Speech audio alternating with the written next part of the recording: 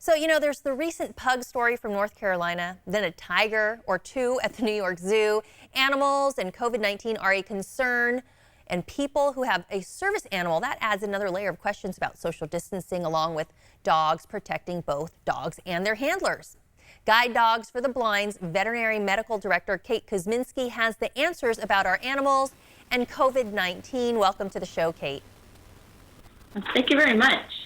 Nice to be here today. Yeah, first off, talk about how helpful our four-legged friends are when we talk about our mental well-being during this pandemic and just about everything that's taking place in 2020.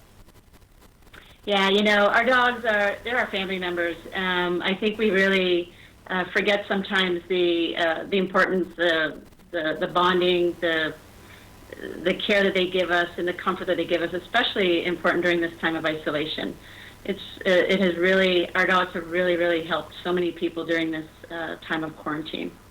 Now, what's the latest for dogs and animals when we talk about COVID-19? We've been told different things. First, we were told, pets can't get the coronavirus. Then a few cases popped up, including a tiger that had it. So what's the final verdict, Kate? What is the current status? So the current status for dogs is that it changes a little bit from week to week. Basically, what we do know now is that dogs can get the SARS coronavirus too. We actually had 2 new dogs pop up in the United States this week that were German Shepherds that were in a home with a COVID-19 positive individual. They tested positive for the SARS coronavirus. They were also tested positive for antibodies, which indicates that they were infected with the virus. And one of them was clinically ill. It's a little interesting because one had respiratory signs. We maintain that it's unlikely that dogs get sick from this virus, and we are unsure if this particular dog had respiratory signs from this virus or another underlying condition. The truth, to be perfectly honest, Audrey, is that we're learning so much about this disease, and things change from time to time. All right, so let's talk about service animals. How should handlers of service animals and guide dogs approach social distancing, since a lot of times, the service dogs have to accompany them to providing to areas that provide the essential services they need?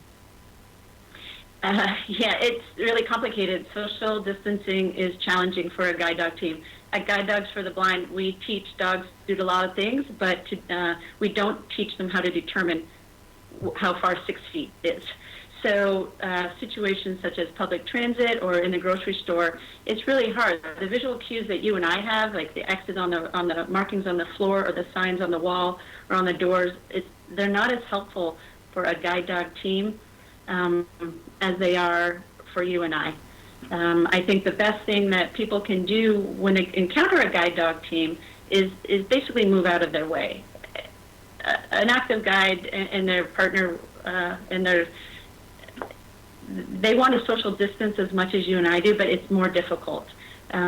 Maintaining social distancing with an active guide dog team is really important. Not petting a working dog, a working guide, and not having your own dog interact with a guide dog team is exceptionally important. Those sort of distractions can be really unhelpful and very dangerous to both the working guide and the handler. Well, that's good to know, because we wouldn't know unless you tell us. So another question that comes up is, should dogs wear masks, especially if they are a guide dog or service animal that may be more prone to being out and about than some of the other pets that we have at home?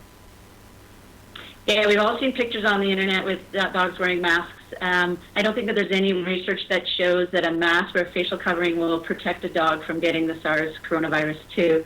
I think it can be frightening for a dog. I think it can be uncomfortable, and I think it can also has the potential to cause respiratory problems. So we would not recommend a dog wear a mask. And what about other advice for the general public? If they do, you mentioned, kind of move out of the way if they encounter a service animal team. Anything else that they should do? And what about when a handler has COVID-19? Well, I think that when a handler or anybody has COVID-19, I think the best place for the dog is at home. And so I don't think it's any different for somebody who is blind or has low vision than anyone else who has COVID-19 on how they handle their dog. Obviously, you would separate yourself from other members, family members in your house or other household occupants, and your dog should be separated from you as well, until you are well enough to care for them. If you are if you are well enough to care for them and you do not have another person in your home, you would wear a mask when you handle your dog, when you feed your dog, when you take your dog outside to do their business, and you would wash your hands before and after handling them.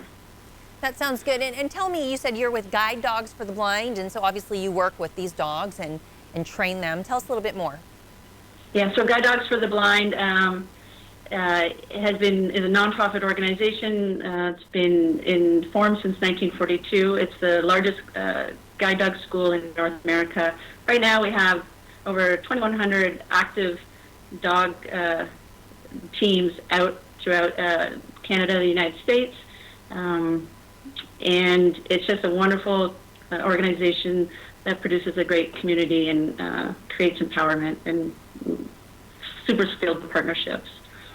All right, Kate with Guide Dogs for the Blind. Thank you so much for coming on and sharing some information about, our animals, what to expect, and then what to do when we do encounter some of these guide dog and service dog teams out in public. We appreciate you joining us today. Thank you very much.